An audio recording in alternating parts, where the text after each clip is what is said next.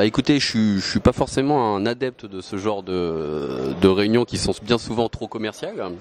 Je pense que là vous avez lancé le concept du speed dating, qui est très pragmatique, très efficace. On permet de voir beaucoup de gens en une seule journée. C'est intense, mais en tout cas on en ressort enrichi en informations.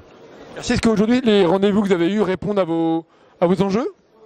Oui, très clairement. Si je fais une bilan de la journée, 80% de bons résultats, on va dire, qui répondent aux attentes.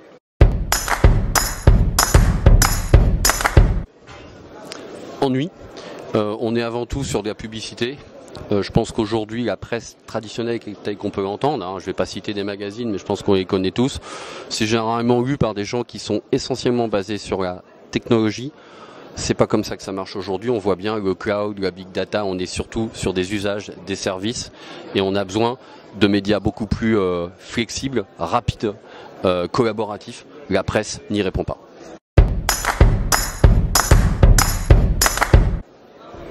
Ravi. Ravi, encore une fois, les DSI vous parliez de transformation, les DSI sont aujourd'hui vraiment en phase de mutation. Pour certains, c'est pas évident. On parle d'un métier peut-être technique, basé sur des technologies.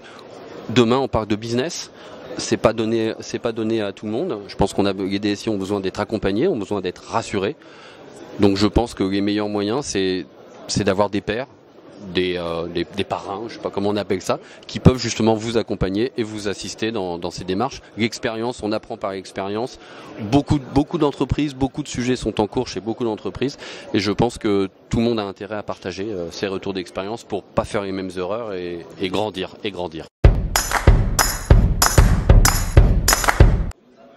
Social par nature, on n'a pas le choix, c'est une réalité. Le monde aujourd'hui se doit d'être social. On parle, que ce soit dans le monde technologique ou dans le monde humain, on parle de social, et l'IT doit en faire partie. Merci.